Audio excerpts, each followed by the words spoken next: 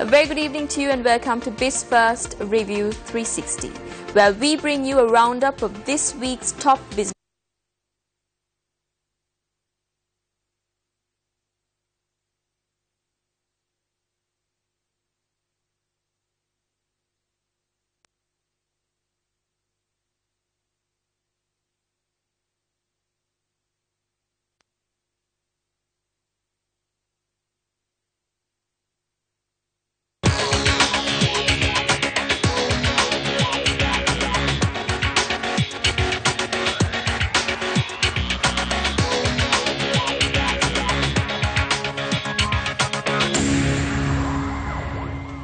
A very good evening to you and welcome to Biz First Review 360, where we bring you a roundup of this week's top business stories and developments that impact the economy.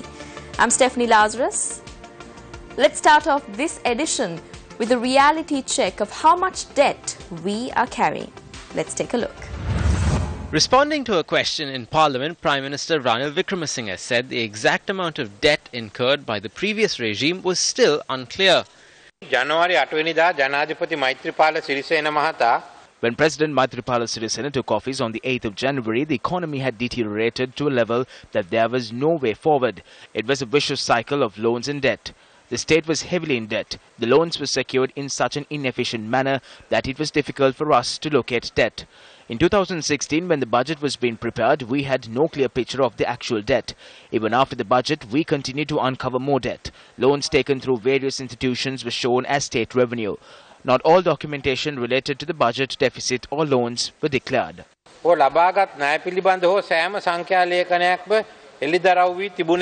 Wickremesinghe charged that large amounts of unreported debt were hidden in the books of state-owned enterprises.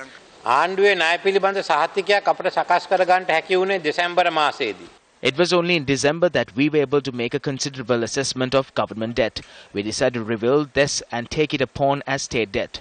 New information on state debt may arise in the future. Therefore, there can be a 10% increase in state debt. That is why we decided to do a state audit to get to the bottom of this. By the time of the last budget, state debt stood at 8,475 billion, that is 74.9% of GDP. According to the latest information of the state, the total debt incurred by enterprises that were not captured in state accounts stands at 1,358 billion rupees. දැනට ලැබී ඇති තොරතුරු අනුව රාජ්‍ය ගිණුම් වලට ඇතුළත් නොවූ රාජ්‍ය ආයතන අර්ධ රාජ්‍ය ආයතන විසින් ගෙවීමට ඇති හිඟ මුදල් වල එකතුව රුපියල් බිලියන 1358යි. Prime Minister Wickremesinghe said a slowdown in the global economy had hampered efforts by the government to boost state revenue to settle the large amounts of debt inherited from the Rajapaksa regime. The central government debt to GDP ratio increased to 76% in 2015 from 70.7% back in 2014, reflecting the relatively high budget deficit, lower nominal GDP growth and the impact of the exchange rate variation. The budget deficit grew to 7.4% of gross domestic product as against the targeted deficit of 4.4%. Prime Minister Ranil Wickremesinghe's proposal to draft new laws for the ambitious financial city receives cabinet nod. Minister Rajitha Senaratne said the cabinet has given the green light to appoint 2 experts to draw up a legal and business framework for the proposed financial city in Colombo. The ambitious financial city, which aims to generate over 10,000 jobs, will be temporarily set up at the World Trade Center and later moved to the port city. ඒකට ප්‍රධානම අපි ජාත්‍යන්තර කීර්තියටපත් වූ මේ ආර්ථික විශේෂඥයෙකු සහ නීති විශේෂඥයෙකු හිටපු මේ ඇටර්නි ජෙනරල් වරයා ඒ දෙන්නවත් පත් කරලා ඒ ෆිනෑන්ෂල් සිටි කියන එක හදනවා. සිටි විතරක් නෙවෙයි ඒ අනුව ෆිනෑන්ෂල් සිටි ඇක්ට් එකකුත් කියනවා. පනතකුත් කියනවා. මූල්‍ය නගර පනතක් අපි කියනවා. මේක කොහොමද අපි කරන්නේ කියන එක. The financial city is part of Sri Lanka's ambitious plan to become the next big maritime, logistics and financial hub between Dubai and Singapore. ඒතර අපි ඉල්ලා හිටලා තියෙනවා චීන ආණ්ඩුවත් එක්ක මේ සැරේ කරනකොට මේ ෆිනෑන්ෂල් සිටි එකේ මේ සංකීර්ණය ෆිනෑන්ෂල් සිටි කම්ප්ලෙක්ස් එක හදන්න අපිට අපි ඒක ඇතුල් කරන්නට කියලා. ඇතුල් කළා මේක පෝර්ට් සිටි එකක් විතරක් නෙවෙයි මේක ෆිනෑන්ෂල් සිටි එකක් බවට පත් කරන්න. How will US elections have an impact on international relations and trade? That's coming up after this short commercial break. Welcome back. You're watching Biz First Review 360. I'm Stephanie Lazarus. The US presidential race isn't only drawing attention and controversy in the United States, it's creating anxiety among world leaders and the people watching it. Joel Rubin, the president of the Washington Strategy Group, a policy advisory firm, was in Sri Lanka to give perspectives on the ongoing US presidential election, on foreign relations and international trade.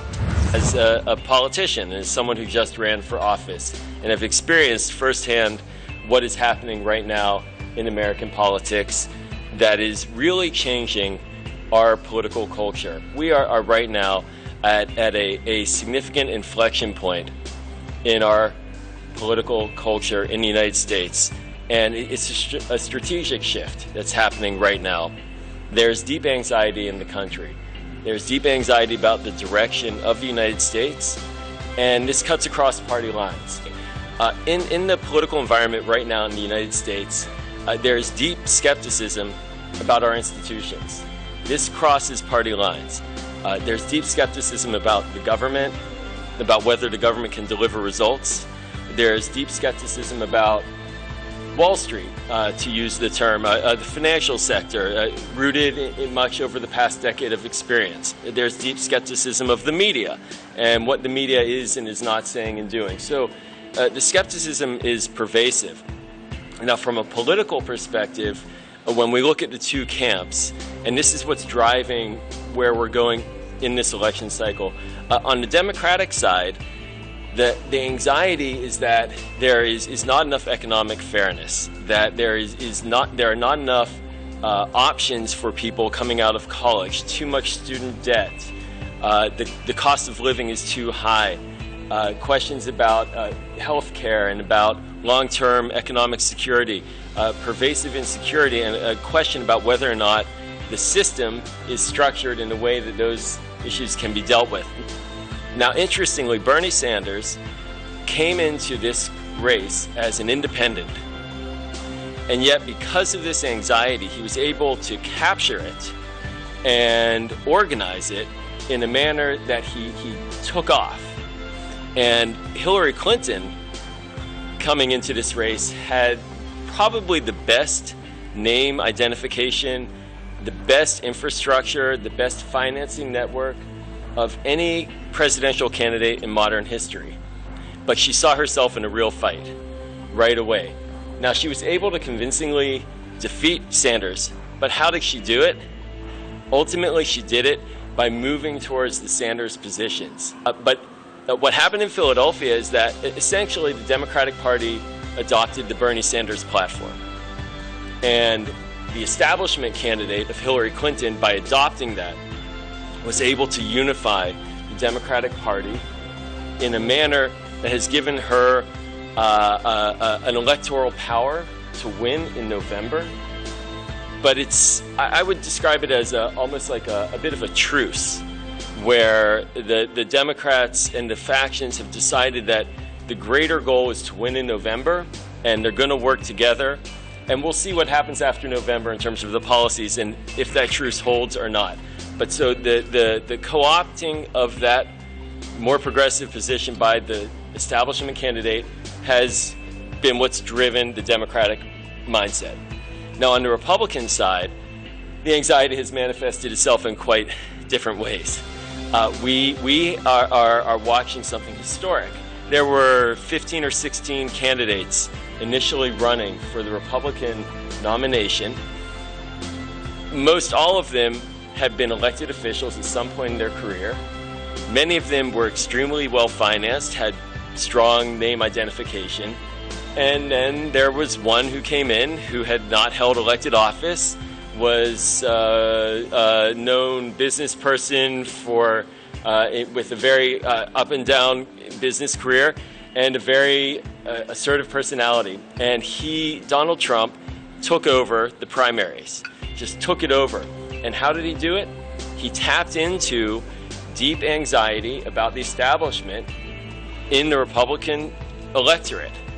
deep anxiety about whether or not their party elites were listening to them, deep concerns, deep fears about the direction of the country that they've been expressing through Republican elected officials during the Obama administration. And I can get more granular, I'm happy to. But essentially, what he was able to do was outflank the establishment candidates and appeal to the base Republican voters in a way that just cleared the field. That this election, to me, demonstrates that the American political environment right now, and this is why I call it a strategic shift, the American political environment is looking more inward now than it has been in my lifetime, certainly, and will continue to do so no matter who wins on November 8th. Politics is about ensuring that the people who put you in office feel like you're doing the job for them.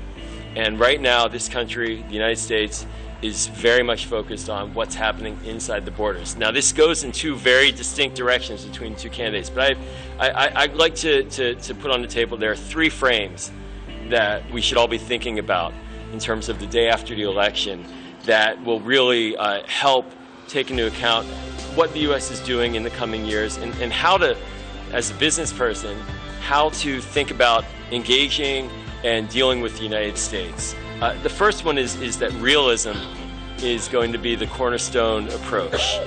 Realism, pragmatism, anotherism, transactionalism, but realistic choices that are going to show tangible results. We have, for the past 15 or so years, been engaged in many international ventures. Some of them have been disastrous for the United States and in the Middle East. They were rooted in not necessarily realistic approaches. The war in Iraq as one, a very much focused on a goal that one could call more of an ideological goal, regime change and the like. There's no appetite for that across either party or in the electorate. Americans want to see realistic approaches on their foreign policy. That's why, for example, we haven't really intervened in Syria. There's no political support for it. This window where there's dynamic change right now in the U.S.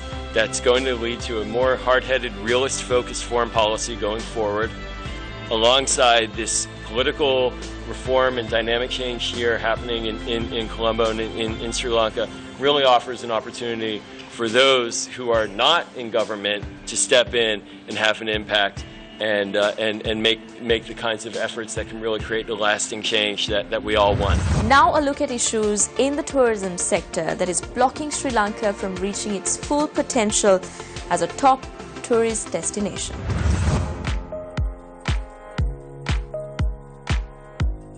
It's quite obvious the airport is bursting at the seams.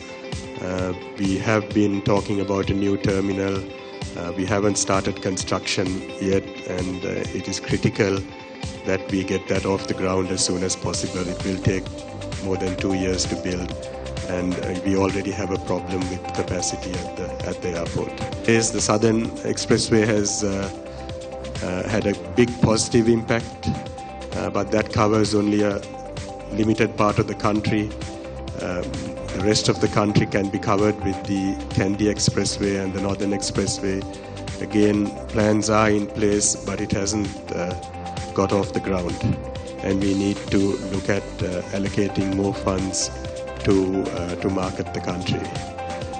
Colombo still doesn't have too many rooms. We have just something like 4,000 rated rooms, which is very small compared to other Asian capital cities, but supply is coming, and we need to look at, there was a mention of Clark Quay, so we need to look at various forms of entertainment to make the city a more attractive place to visit, given the supply that is coming in, and also given the need for further investment in the city. It's just my advice is really be conscious about the pricing.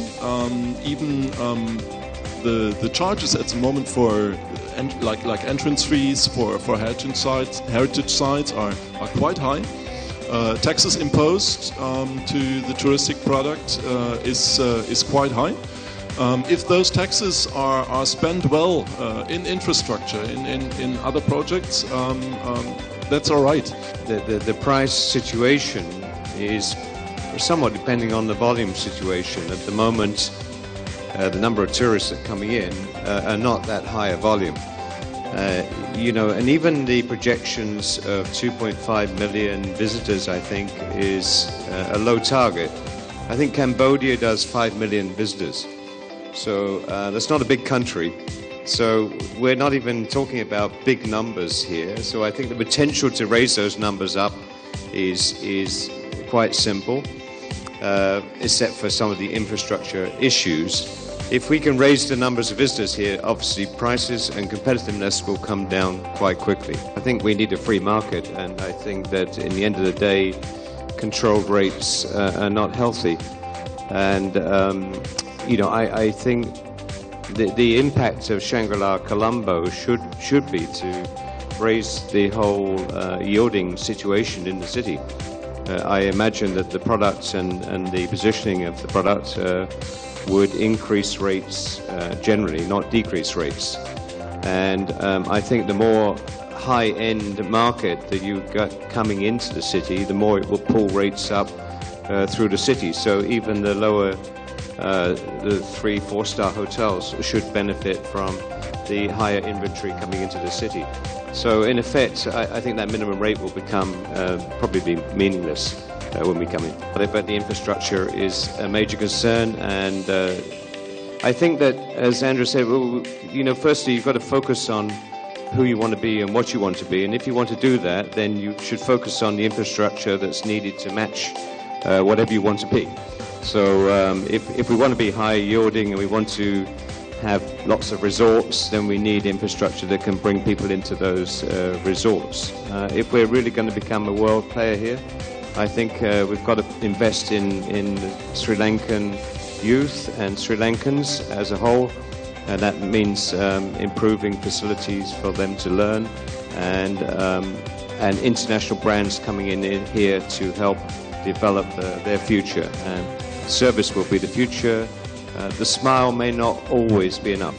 And I was invited to go because people knew I was coming here. And the messages that were being put across by the sector were not at all clear about what Sri Lanka stood for. And it was just a bland message that would have been the same message sold in the UK or in Germany or in Australia. And it's very difficult to sell Sri Lankan beaches to Australians. There needs to be a real focus on what it is that you are looking to sell into particular markets. China is, I think, already the world's largest source of travelers, and it's going to continue to grow. It's expected to, double over the next few years. I mean, the growth of travel in Asia really is China. On Airbnb, we already see that Chinese travelers are the largest number of travelers coming to Sri Lanka. We should expect that to grow and for that to continue. So I think, trying to get ready for Chinese travelers is going to be a big part of Sri Lanka's tourism future. You have a lot to say. You have a lot to show.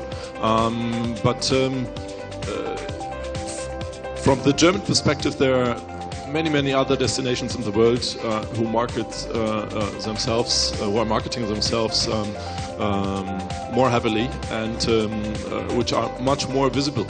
And you can have all the heritage, all the resorts, all the beaches German tourists may look for, but if they don't know about it, they will never come. Lessons from Malaysia on implementing investment projects. That's coming up after this short commercial break.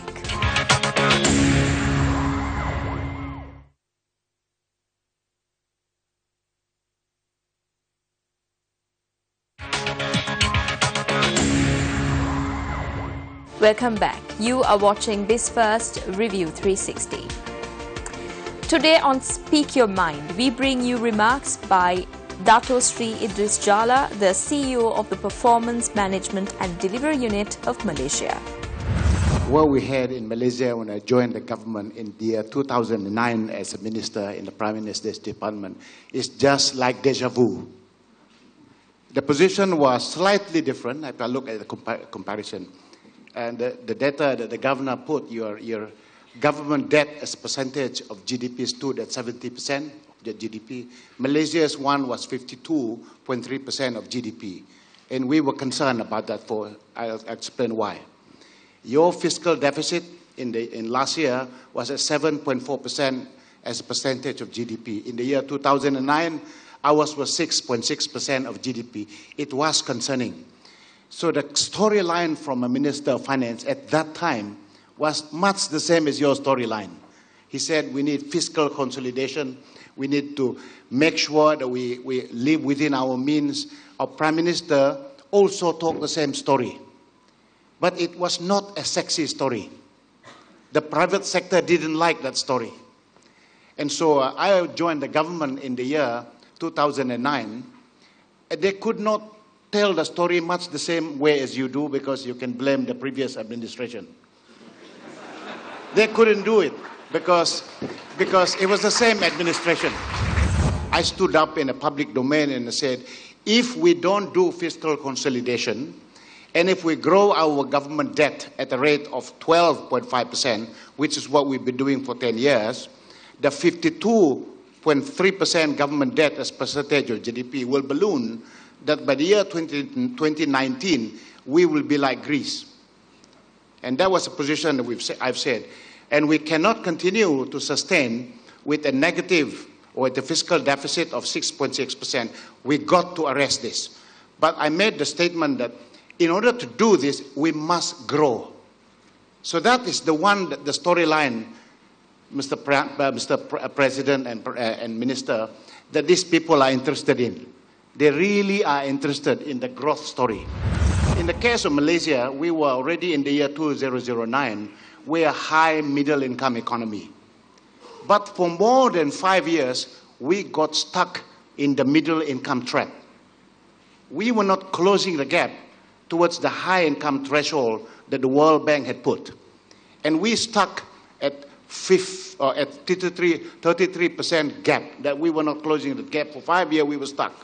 So then the question was, with all the plans that we have, you have your 5-year plan, we also have our 5-year plans.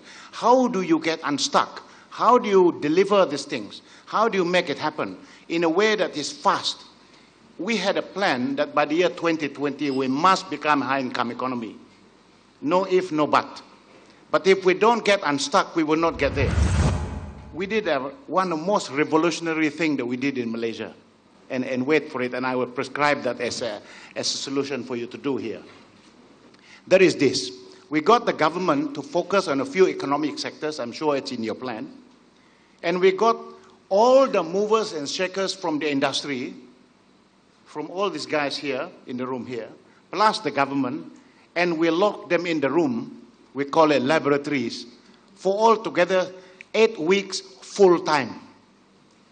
And we said to them, if you intend to invest in this hotel, in this, etc., in this shipping, this is my investment, you private sector, what do you want the government to do?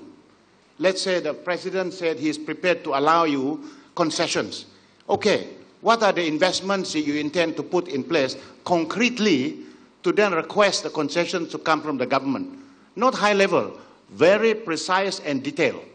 And that is what we did in the year 2010.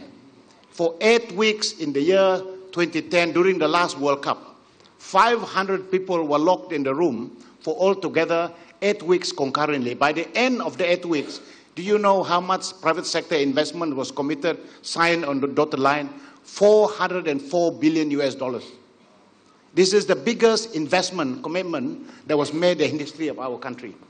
And this was not high level at 30,000 feet. They were concrete, they were specific, and we can talk about it. So since the year 2010, the government and us and the private sector, we've been implementing every single one of those things that was committed in the year 2010. So what has happened for the last 6 years in Malaysia as a result of that work? And by the way, you can do this here in Sri Lanka, lock these people in the room for 8 weeks, they'll come with the answers. What had happened? Our investment, realized private sector investment in Malaysia had grown by more than 2 times what it was before this phenomenon.